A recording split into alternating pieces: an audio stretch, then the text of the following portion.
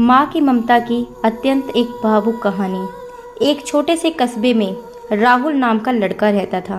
बचपन में ही पिता की मृत्यु हो जाने के कारण परिवार की आर्थिक स्थिति बड़ी ही दयनीय थी। उनकी माँ कुछ पढ़ी लिखी जरूर थी, लेकिन उतनी भी नहीं कि कहीं नौकरी कर सके।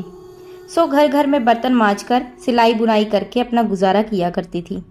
जैसे कैसे वे अपने बच्चे को पढ़ा लिखा रही थी। राहुल स्वभाव से थोड़ा शर्मीला था और अक्सर चुपचाप बैठा रहता था। एक दिन जब वो स्कूल से लौटा तो उसके हाथ में एक लिफाफा था। उसने माँ को लिफाफा पकड़ाते हुए कहा, माँ, मास्टर साहब ने तुम्हारे लिए चिट्ठी भेजी है, जरा देखो तो इसमें क्या लिखा है। माँ मन में चिट्ठी पढ़ने लगी और मुस्कुराकर बोली, बेटा, इसमें लिखा है आपका बेटा काफ़ी होशियार है। इस स्कूल के बाकी बच्चों की तुलना में इसका दिमाग बहुत तेज़ है। हमारे पास इसे पढ़ाने लायक शिक्षक नहीं है, इसलिए आप कल से किसी और स्कूल में भेजें। यह बात सुनकर राहुल को बहुत दुख हुआ कि कल से वह स्कूल नहीं जाएगा, पर साथ ही उसका मन आत्मविश्वास से भर गया कि कुछ तो उसमें खास है, उसका बुद्धि कुछ तीव्र है। तभी जो स्कूल वाले थे उन्होंने यह चिट्ठी माँ को भेजी। माँ ने उसका दाखिला अन्य स्कूल में करा दिया।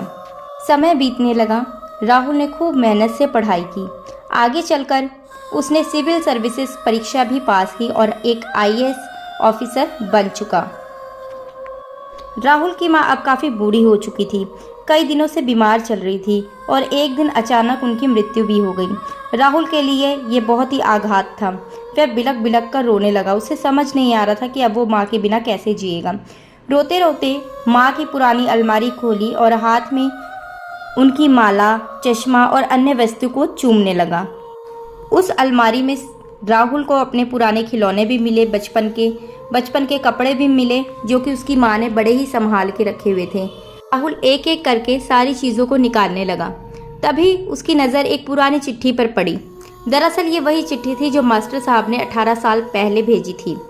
नम आंखों से राहुल पढ़ने लगा, आदरणीय अभिभावक, आपको बताते हुए हमें बहुत ही अफसोस हो रहा है कि आपका बेटा राहुल पढ़ाई में बेहद कमज़ोर है और खेल कूद में भी भाग नहीं लेता। ऐसा लगता है कि उम्र के हिसाब से राहुल की बुद्धि विकसित नहीं हो पा रही है, अतः हम इसे अपने विद्यालय में नहीं पढ़ा सकते। आपसे निवेदन है कि राहुल का दाखिला किसी मंद बुद्धि विद्यालय में करवाए अथवा खुद घर पर पढ़ाए। सादर, प्रिंसिपल। राहुल जानता था कि भले अब उसकी माँ इस दुनिया में नहीं रही, पर वो जहाँ कहीं भी है उसकी ममता और उसका आशीर्वाद सदा उस पर बना रहेगा। भगवान हर जगह नहीं हो सकते, तभी तो भगवान ने माँ को बनाया है। माँ से बढ़कर त्याग और तपस्या की मूर्त भला कौन हो सकता है इस संसार में।